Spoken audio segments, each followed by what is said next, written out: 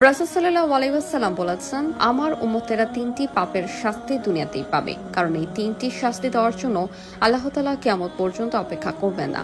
দুনিয়াতে বসেই তিনটি পাপের শাস্তি পেতে হবে। যতক্ষণে এই তিনটি পাপের শাস্তি দেওয়া না হবে ততক্ষণে ওই ব্যক্তির মৃত্যু হবে না। অনেক পাপের কথাই আমরা শুনেছি বা করেছি, কিন্তু এই তিনটি পাপ কি যা করলে আল্লাহ তাআলা দুনিয়াতেই শাস্তি দেবেন? বিষয়টি আমাদের সকলেরই জানা উচিত। মানবেন কিনা মানবেন সেটা একান্তই আপনার ব্যক্তিগত ব্যাপার। আপনি যদি আল্লাহর আযাবকে বিশ্বাস করেন, আল্লাহর জাহান্নামকে বিশ্বাস করেন, তাহলে অবশ্যই ভিডিওটি সম্পূর্ণ দেখবেন। হয়তো আজকের ভিডিও আপনার মুক্তির পথ হতে পারে। ভিডিওটি অবশ্যই শেয়ার করে দিবেন। হয়তো আপনার একটি শেয়ারে কোন মুসলিম ভাই ও বোনেরা এই পাপ থেকে দূরে থাকতে পারবে এবং এর উসিলায় আপনার আমলনামায় নেকি পৌঁছে দেওয়া হবে।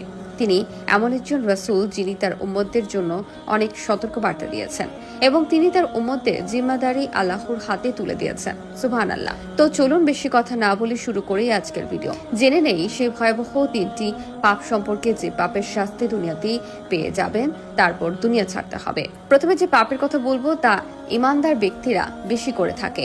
এক নম্বরে যে পাপের কথা বলা হয়েছে তা হলো কোনো নারীর নামে মিথ্যা অপবাদ দেয়া। বেশিরভাগ দিনদার মানুষরাই নারীদের নামে মিথ্যা অপবাদ দিয়ে থাকে। আপনি দেখলেন একজন নারী সঠিক পর্দা না করে চলাফেরা করছে, আপনি শুধু তার পর্দাটুকু দেখলেন, বাকি তার সম্পর্কে না জেনে তার নামে একটি মিথ্যা অপবাদ দিয়ে বসলেন।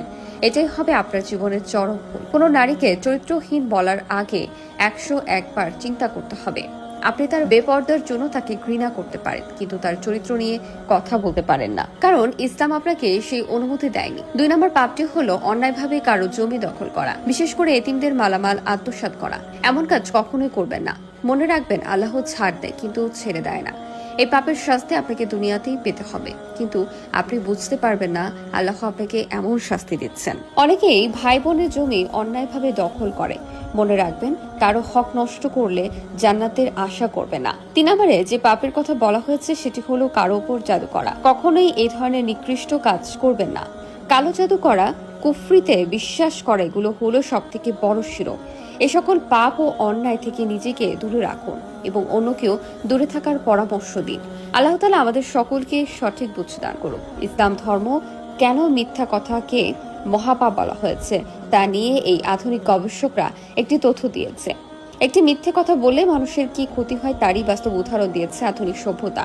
এবং মিথ্যা কথা বলে যে 5টি মারাত্মক রোগ হয় তা কতটা কঠিন এবং একটি মানুষকে কোন পর্যায়ে নিয়ে যেতে পারে তারও সত্যতা তুলে ধরেছে। দুনিয়াতে বসে এই 3টি পাপের শাস্তি পেতে হবে। যতক্ষণ না এই 3টি পাপের শাস্তি দেওয়া না হবে ততক্ষণ পর্যন্ত তার মৃত্যু হবে না।